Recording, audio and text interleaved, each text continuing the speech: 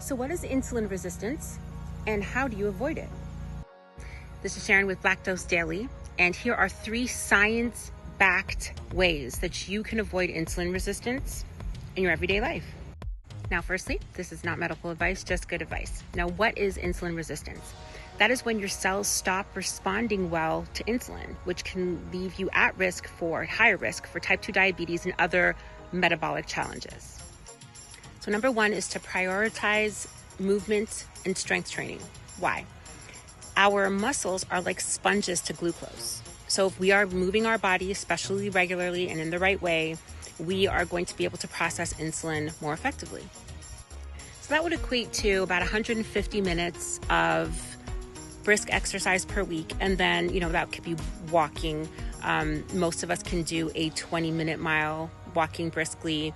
30 minutes outside every day will help you reach these goals. And then, of course, add some strength training 2 to 3 times a week. Number 2 is to balance your diet for stable blood sugar. And what does that mean?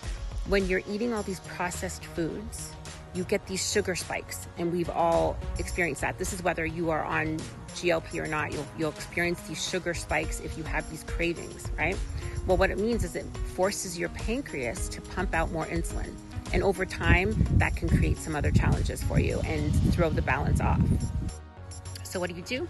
You eat whole foods. We've heard this many times before, of course. You're going to pair your carbs with protein and fats so that there's balance, and eat more whole foods, lean meats, legumes. You're going to pair that with veggies in order to balance the amount of sugar that is being divided throughout the meal. This is also where you're going to limit your sugars, limit your added sugars, I should say. So, that's one of the things that I just learned being on this GLP-1 journey is, for example, I would see a protein bar. The protein bar would have, say 10 grams of sugar, which I know is a lot. I'm just using this as an example. Say it's 10 grams of sugar, but then it would show that there was 7 grams of added sugar. Well, that to me means that 3 grams are natural sugars and 7 of them are added. That's too much additional sugar. So try to look for that as well. When you're looking at your the actual nutritional value, take a look at how much sugar is in something. But remember, your body does know how to process real sugar. It's when it's over the limit, when you're seeing more added sugars, which are often just added to these foods for taste. And of course, pay attention, as number 3, to your rest and your sleep. It's one of the things that we think about last in our lives. We're always on the go.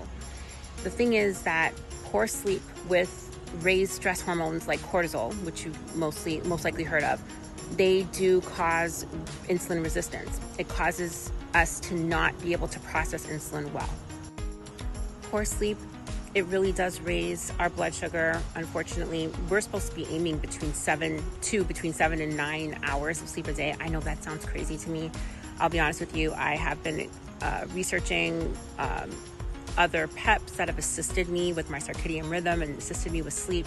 So I don't actually require that 7 to 9 because I get quality sleep in less hours. So that's something we can discuss in my DMs if you would like.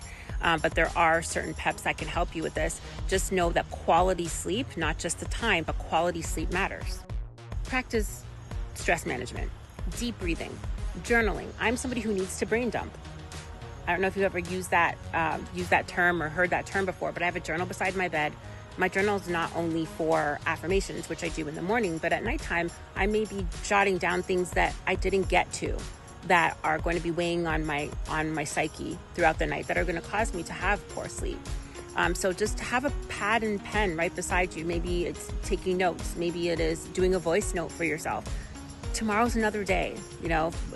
Tomorrow's a day that you can work on tackling other things that you didn't get done today. But that feeling of stress will really lead to a negative insulin response.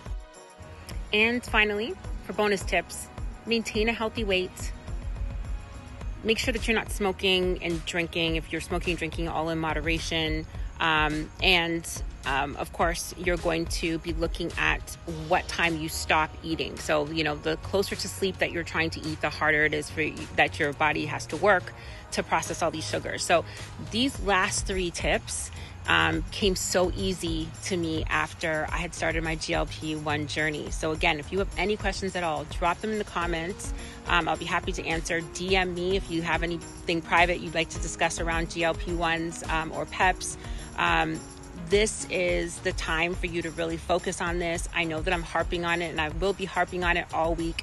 September is just the beginning of the burr months. The burr months are the months that sabotage so many of us, guys. So many of us get into these holiday parties. We get into the gift giving.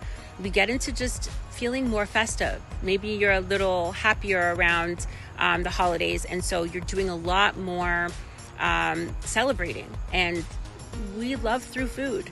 So this is the time that you want to nip this in the bud. Maybe it's time to start your GLP. Maybe it's time to start another PEP that's going to assist you in reaching and meeting and exceeding your goals, so that you start your new year fresh with a whole new state of mind.